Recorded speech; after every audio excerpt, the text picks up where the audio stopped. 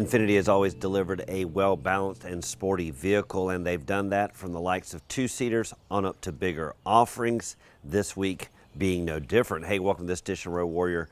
I'm your host, Grant Roberson. Now, as you know, of late, I've been test driving a few of the offerings out there that go three-row level, and well, this week, no different. But what it did is, well, up the premium level and the overall comfort. This specifically being the 2022 Infiniti QX60 Sensory Edition. And that sensory, well, was the plushness I was looking for.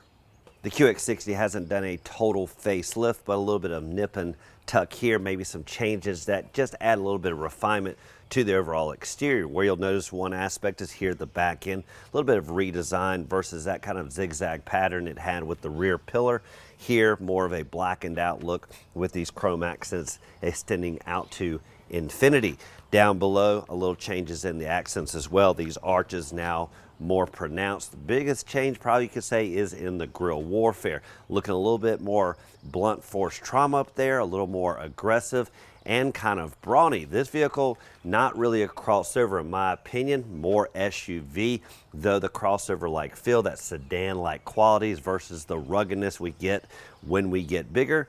Well, Infiniti definitely keeps this vehicle grounded to that comfortable level. Now, comparative to last year, really incremental differences when it comes to the overall size of where this vehicle is. Basically around about 198 inches overall, 114-inch wheelbase. As for width, around about 84 inches with the mirrors as you see them. When they tuck in, certainly gives you a little bit tighter footprint. As for overall height, around about 69 inches. Now, where this vehicle probably gets this kind of crossover feel is in ground clearance, around about 6.7 inches. When you start to raise that just a hair, that does give you a little bit more commanding view, but keeping it more planted to the ground certainly adds to that sedan-like quality I tend to associate with the crossover segment. But again, 6.7 inches, not too shabby, and still gives you a nice viewpoint going down the road. One thing I've always noted with Infiniti really is they're dressing up with chrome accents at the grille warfare. Those aforementioned parallel lines that run down the side view, as well as these roof rails. At the back, you'll kind of see these bulky accents at the corners. Adds a little bit of beefiness. I would say I tend to like a little bit more body color, but this contrast kind of works for me. As for the back end, you're really seeing tight lines. No real bulging out here, no big rear bumper like we see on the big QX80, to be expected on a very tight nip and tuck type of vehicle. A little curvaceousness right here, and what I like is the overall operation, basically the mechanics behind the rear hatch. Oftentimes you're going to see a kind of a niche, a handle, maybe a little crevice to put your fingers. Not the case. Everything pretty much nice and smooth. As for the operation of this rear hatch, well, it could almost go unnoticed. It's actually kind of a hidden button right here. Worst case, you can't really find it. Reach down here, find the little bubble fill for the rear camera. It'll be right beside it. But you can, of course, go hands-free.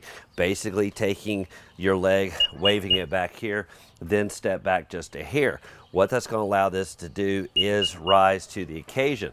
What you saw just then is sometimes it senses maybe you're a little too close, it's going to stay closed. I found that to be the, on occasion that's going to happen, not a big deal. As for the 6.7 inches of ground clearance, you could say it equates to what we see here. Basically preventing my headbanging affair into this region. Even on some of my own personal vehicles, I find that the rear hatch, even on a big SUV, just not getting up out of the way. Of course, you're getting cathedral-like feel as it arches. Plenty of overall height, again, for my 6'2" frame. As what you're seeing back here, you're seeing 14 cubic feet of space with all rows in place. That's going to be kind of a larger size sedan trunk space, so plenty of acreage for typical operation if you have full occupancy in here. But of course, you can kind of flip, fold, and transform this. Once the third row lays flat, around about 41 cubic feet behind the second row, with all the seating laid flat, around about 75 cubic feet. Now for the operation of the 60-40-like split here at the back end, room enough for 2 occupants. That's going to be the manual-like feel, both when you pull it back into place or simply the release right here. Now do note you do have headrests. Those are going to be a modest blind spot when they're in position, so typically you're going to lay those flat when they're not in use. That's also going to help when you fold it down. Again, pulling this lever, just tumble it down like that. Same here on the other side, like that. Now, to get them back up, this is the interesting part. It can be kind of a stretch for some people to grab that, especially if it doesn't Velcro back into place. In some cases, sliding gear in, these little handles may end up tucked there behind the second row. But interestingly, nice little button here on the left side. I thought it was actually for the second row to tumble those forward. Not the case. Instead, it's actually a power retrieval there for the third row to get them back into place. After a week-long test drive, you think you would know a vehicle, but it isn't until the last minute that it finally reveals itself, albeit what awaits underneath here. Now, truthfully, I had for about the entire week cargo back here. This vehicle was fully loaded. Never had a chance to dive in here until the last minute, but it was worth the wait. First thing you'll notice really is a nice rigid rear cargo floor. It is hinged, so you don't have to worry about kind of handling it. It's going to fall loose. Instead, it lifts up out of the way, and once it gets to about a 45-degree angle, will stay in place. Certainly go even further if you need to. What it revealed is a deep cavernous area. And at first glance, I said this is the perfect icing down area where you can put drinks, ice, and make this kind of like a tailgate atmosphere. Problem with that is I don't really find any true drains to get rid of the water. And of course, there's some little ridges here that would prevent basically a simple draining. So I wouldn't argue to do that. Instead, I would treat this more probably its true purpose, which is maybe if you go hit the trails, get muddy boots, snow boots, whatever, this is a great place to put them because the material it is made out of is real nice and easy to maintain and clean and get ready for the next trip out. Now don't be confused, this little plug looking device here is not for a drain like I mentioned earlier. If you want to put ice in here and treat it like a cooler, this is not a plug removed to get the water out. No, instead this is actually for the operation of lowering the full-size spare mounted underneath the rear of this vehicle. What you're also going to want to know in case of a flat tire is this panel right here is removable. Just simply lift up on either side and it reveals the jack that's locked in place and there when you need it. A couple other things at the rear cargo area, we'll find these nice anchor points, one on each side in the third row, also one position further back in the cargo area on either side as well. Also nice powering up charging system here on the left side. Now to help tighten the overall footprint in tight spots, I did mention earlier that these mirrors will fold in. To do that, there is a button there by the mirror controls. Just simply press it on your way out of this vehicle. I have not found that these are integrated with the locking system. Pretty much when it locks, these will fold in. If that's a setting, I've just kind of overlooked it. Also, what you're going to find here on the Sensory model is maybe they're kind of going with all these senses, one of them being touch, and this vehicle really is innovative when it comes to ingress. Pretty much when you walk up, slide your hand in, the vehicle unlocks with ease. As you're leaving, there's a nice textured button there, locks up just the same. But as I always say, there could be an Achilles heel if you don't have access points all the way around, but thankfully here on the QX60, that's not a problem. Just simply walk up to the back just the same, unlocks with ease, and lock it up when you're done.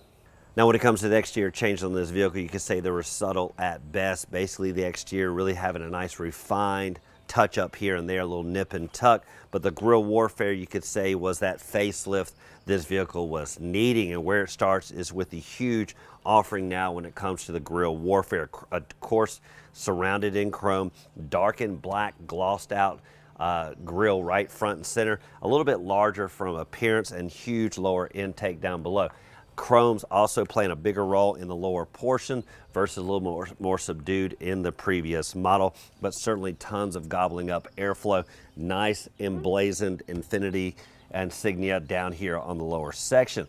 As for lighting, this getting a lot more sleek compared to the previous model, and that previous design that went on through here has been changed with this implied vertical stacked venting, this niche that gives you that impliedness of airflow being gobbled up around the outer sides. When it comes to power plant under the hood, you're seeing a 3.5 liter V6 engine, 295 horses and 270 foot-pounds of torque. It is coupled to a 9-speed automatic transmission. One thing to note, it does have paddle shifters there on the steering wheel, but well, that's just something I stay away from, as I tend to let the vehicle do the automaticness it does well. Lastly, is this vehicle comes in front wheel drive or the as tested all wheel drive, which I prefer. Grip at the four corners is never a bad thing.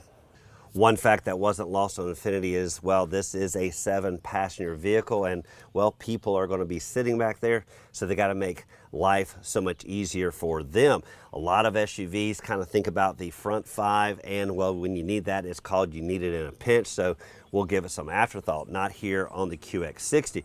What I'm referring to is just the ease of ingress. Basic on either side, you have a one-button process to allow the third row occupants to get back there with ease. Where you're going to find it is the lower kind of hip area down here on the cushion. Just simply press the one button.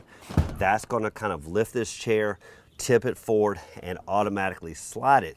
Now I've got a huge amount of ingress, and just a reminder, 6 foot 2 inches. How do I get back here? Now with all this space, pretty darn easy. What you're going to find is a nice landing area for your feet. Just simply go like this. You can put your hand here if you want, or here, but I'm finding it so much easier just to climb inside, push off, and you're back here pretty darn easy. Then all you need to do is grab lower on the chair, slide it back first. You'll hear it kind of hit that back position. Then you're just going to tip it back. It will lock in. And then what you'll find is it is modestly a tight area back here with the knees. Once this seat is in place, I'm basically having to bend them down. But since there's only 2 people, you do have the ability to kind of flare out your knees just a hair and still not get in the room or invade the space of the person beside you. But thankfully, these seats can slide forward just a hair, basically pulling that lower bar, ease it forward, granting more breathing room for the third row occupant. But all said, for 6 foot 2 inches, not too bad. Lastly is headroom. Very cathedral-like. I'm not really getting into any head-banging affair.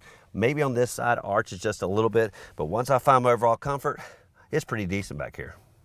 Now, once you get back here, the big thing is being able to get back out, and you really don't want to be reliant on any of your backseat passengers because, well, pretty much when everyone's hungry and want to get into the restaurant, they're pretty much going to leave you and forget all about you. But, well, don't panic. At first glance, you're looking for a lever, looking for a button here.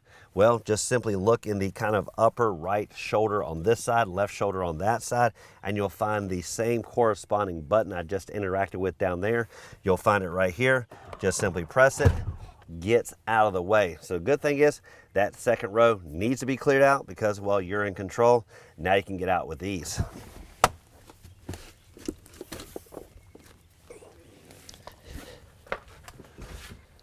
When it comes to legroom numbers, you're going to have 42 inches in the front, 37 inches here in the second row, and 28 inches there in the third, but that 28 really doesn't translate from paper because in person it is a little bit more comfortable than that 28 inches kind of implies. And again, when the second row is slid forward just a hair to accommodate individuals back there, that means you're gaining that extra couple inches. And don't forget, 6 foot 2 inch frame individuals typically don't want to end up back there, so anybody that's going to be smaller than that will have a next level of comfort as the kind of overall height lessens on that individual. As for comfort here in the second row, you're going to find nice plush overall leather seating. Not typical bench, has a little bit more cushioning than that. You do have a nice center console, flips down, dual cup holders. One thing I would prefer is that this kind of locks more into place. That way when it reclines, you may be able to get this more level. As you can tell, it kind of tips forward depending on the seat back. That means any drinks without lids may be, well, kind of have a spill pattern in certain cases. Lastly is the positioning of the seat, and you do have this handle position down here. Just simply hold it. It will allow it to kind of move forward and backwards to give that reclinability. Of course, let it go and it will lay flat to transform this into cargo space. Also, what you'll notice, once it's down, it will lock in. That means you just have to pull that handle again to put it back into place. Helping with the overall comfort here in the second row is this nice sunshade found on the second row doors. Basically can manually put them into place. Going to help shade and cool the back area on those hot days. Also gonna find is a tri-zone climate system. Nice digital readout for backseat drivers, being able to kind of take their temperature up and down, select their mode, as well as heated seats for outer occupants. Connectivity is all about charging up, and you're going to find it in the form of USB-C, USB, and traditional household outlet. Front seat pilot and co-pilots get the next level of comfort here on the Sensory. First off, with the multi-positioning power controls as well as massage settings. Just simply press that and it will start massaging to your comfort level. When it comes to cruise control, not standard operating procedure here, but instead this radar-like button here. Just simply press that and you're going to get tons of operation going around you. Your blind spot awareness, lane awareness, as well as your forward detection. That pretty much means that you'll be able to kind of set the pace with traffic, and as long as you keep your eyes on the road, this vehicle will interact with you quite well. For the infotainment system, to be expected, huge oversized touchscreen. You do have a nice control knob a little bit closer to the driver, typical toggle up and down, though I did find interacting with this just as easy. Does have the split screens, real easy to navigate. Go back to menu, that gives you a lot of different functionality.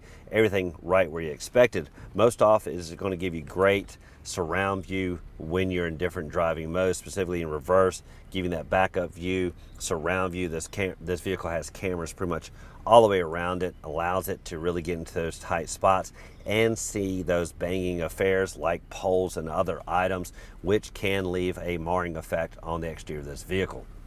Climate controls mirror what you saw in the back. Nice digital readout, dual controls for the temperature on either side, volume tucked up here in the left side. You do have some other things hidden, which is the heated steering wheel found here, heated and ventilated front seats for both occupants as well. Everything kind of having that sensory effect, no pun intended, just nice press interactive buttons. Now, if you're like me, you're used to the start stop button being up here somewhere, so it just takes a little bit of extra getting used to. Finding it way down here, not a big deal. Also, you'll find a different kind of gear selection than most people are used to. Just again, press up for reverse, down for drive, and just simply P there for park. Sweeping down, this is that central control knob I mentioned earlier, allows for just the ease of function as well as shortcuts. Dual cup holders to the left, spring material, keep the drinks in place. And lastly is connectivity in the form of the wireless charging pad as well as USB style connections. Between the front occupants, you have a huge oversized center console, nice delineation down the middle, basically meaning passenger keep their elbow on this side, driver keep it on this side. Once you lift it up, you will find a decent cavernous area. It does have connectivity in the form of a USB and traditional power outlet. What you also will see, what you can't maybe tell here, is it is illuminated, nice LED light underneath here. Unlike many of the center console we tested lately, this one actually lit up. That does for this edition of Road Warrior, and a test drive behind the wheel of the 2022 Infiniti QX60 all-wheel drive Sensory Edition, pricing in around about $60,000. What you get for that, of course, is room enough for 7, decent power plant on the hood, and for 2022, those extra enhancements on the outside, giving this vehicle a facelift to carry it into the next decade. Now, as always, thank you for watching this edition of Road Warrior. Keep both hands on the wheel and eyes straight ahead.